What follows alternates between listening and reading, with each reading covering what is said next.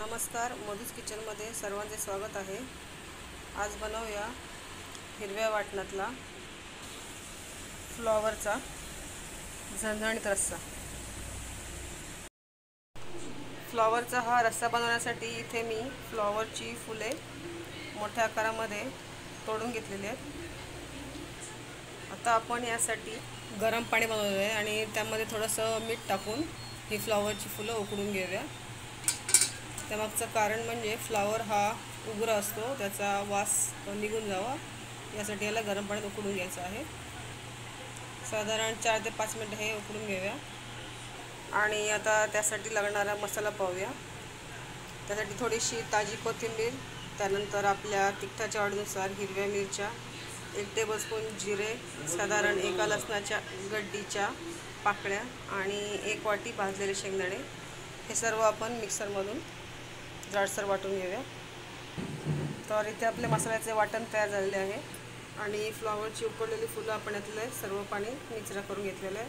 आता आपण या भाजीला फोडणी देऊया। फोडणीसाठी आपण तेलामध्ये प्रथम मोहरी आणि त्यानंतर थोडी हळद टाकून परतवून घेऊया। यानंतर तेलामध्ये तयार वाटण टाकून परतून घेऊया। तर 2 ते 3 मिनिटं हा मसाला आपण व्यवस्थित परतवून घेतलेला आहे। आता आपण यामध्ये फ्लॉवरची फुले टाकूया आणि ती देखील व्यवस्थित मिसळून घेऊया।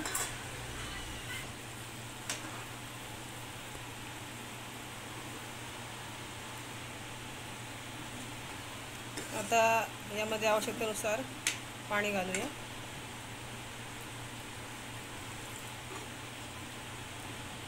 आणि मगाशी आपण फ्लॉवर उकळताना मीठ घातलेलं असल्यामुळे इथे बेतानेच मीठ टाकूया। आणि यानंतर फ्लॉवर पुढचे 3 ते 4 मिनिटं मंद गॅसवर झाकण लावून ठेवूया, कारण आपण यापूर्वीच फ्लॉवर उकडून घेतलेले आहे।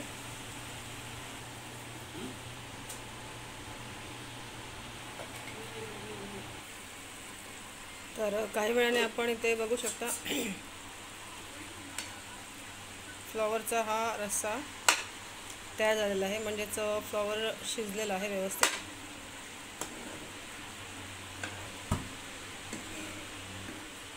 फ्लॉवरचा हा हिरव्या वाटणातला तिखट झणझणीत असा रस्सा ज्वारीच्या बाजरीच्या भाकरीसोबत खाण्यासाठी अतिशय छान लागतो। आपणही घरी अवश्य ही रेसिपी ट्राय करा। तसेच पेजला जास्तीत जास्त लाईक, शेअर आणि सबस्क्राईब करा।